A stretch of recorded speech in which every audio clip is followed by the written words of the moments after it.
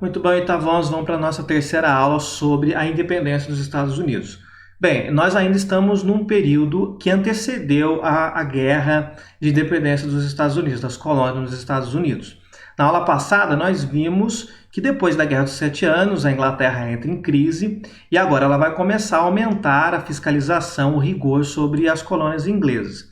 Para isso, ela vai criar algumas leis. Então, nesta aula e na próxima aula, nós vamos ver algumas leis que a Inglaterra criou para poder tirar mais dinheiro da colônia, para explorar mais a colônia, e que vai gerar insatisfação nos colonos, que vai motivar, claro, o conflito armado depois. Então, vamos começar a ver essas leis inglesas e quais foram as reações que a colônia teve diante dessas leis. Então, nós já tínhamos visto isso nas aulas anteriores, que agora a Inglaterra vai efetivar o pacto colonial, ou seja, vai exigir que todo produto da colônia seja comercializado apenas com a Inglaterra. Então, com isso, aquele comércio triangular que nós vimos lá na primeira aula, ele fica proibido, não se pode mais praticar o comércio triangular e ainda vai aumentar alguns impostos que já existiam e criar novos impostos. Então, veja, por exemplo, aí a Lei do Açúcar de 1764. Reduziu em 50% o imposto do melaço. Aí todo mundo pode pensar, nossa, mas isso é positivo.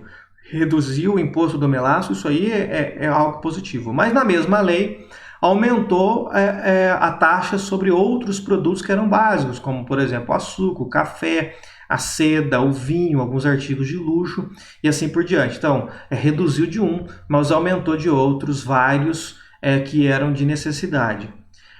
Então, e uma outra mudança que estabelecida nessa lei é que todos os produtos dos colonos deveriam ser vendidos exclusivamente para a Inglaterra. Ou seja, isso é para reforçar o pacto colonial. Então, todo produto feito na colônia só pode ser vendido para a Inglaterra. E aí a Inglaterra vai instituir a corte para aumentar a fiscalização sobre os colonos, para exigir que essas leis sejam colocadas em prática. Uma outra lei que vai ser criada é uma das mais absurdas, uma das mais bizarras que a Inglaterra já criou, que é a Lei do Selo de 1765. O que vai ser essa Lei do Selo? Vai falar que todo papel que vai ser circulado em qualquer lugar, ele precisa ser timbrado.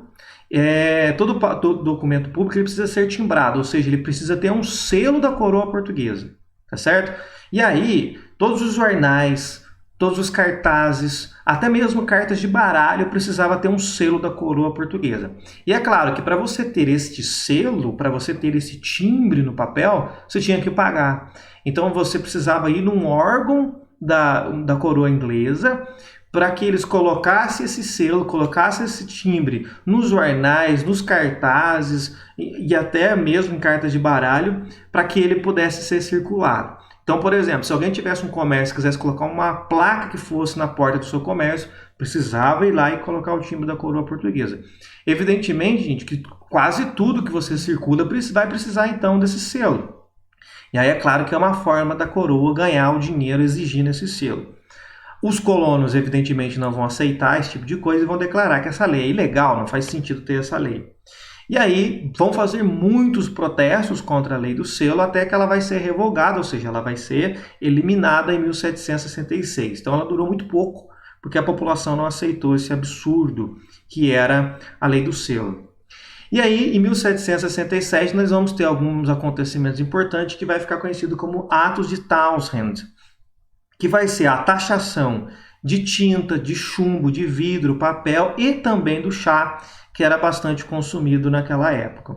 Então, se alguém não pagasse a taxa, os impostos sobre desses produtos, eles confiscavam a carga, tá certo? Eles prendiam a carga caso a pessoa não pagasse esses tributos.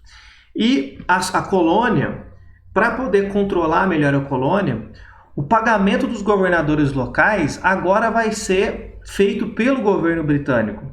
Então, o líder local, quem administra o território na colônia, vai ter o seu salário pago pela coroa britânica. Para que isso? Para reforçar a autonomia da Inglaterra sobre essas pessoas. Vejam, o governante, ele tende a ser mais fiel àquele que paga seu salário. Então, para garantir a fidelidade dos governantes com a Inglaterra, a Inglaterra vai passar a pagar o salário dos governadores locais. E aí é claro que esses governadores locais teriam que então tomar medidas contra os colonos e a favor da coroa inglesa. E uma reação que os colonos tiveram foi de evitar comprar produtos ingleses, porque se você não compra produtos ingleses, esse dinheiro deixa de ir para a Inglaterra, você enfraquece eles economicamente. Então, um exemplo é que algumas mulheres vão organizar um grupo chamado de Filhas da Liberdade, que vão produzir panos caseiros para que os colonos não comprassem tecidos da Inglaterra. Vocês se lembram que há muito tempo a Inglaterra tem como principal produto o tecido. Então, o que as mulheres faziam na colônia? Criaram esse grupo chamado de Filhas da Liberdade. Elas produziam tecidos, panos caseiros, e aí fazia com que os colonos não comprassem o tecido inglês para enfraquecer a economia inglesa. E aí, com a reação dos colonos, algumas dessas leis vão ser revogadas, exceto aquela lei do chá. Mas não vai parar por aí. Na próxima aula, nós veremos mais algumas leis que a Inglaterra impôs sobre os colonos e que vai causar bastante revolta nos colonos. E aí, à medida que essas revoltas vão aumentando, vai fortalecendo a ideia de fazer movimentos para definitivamente se separarem da Inglaterra. Nós vamos conhecer um pouco mais dessas leis na próxima aula.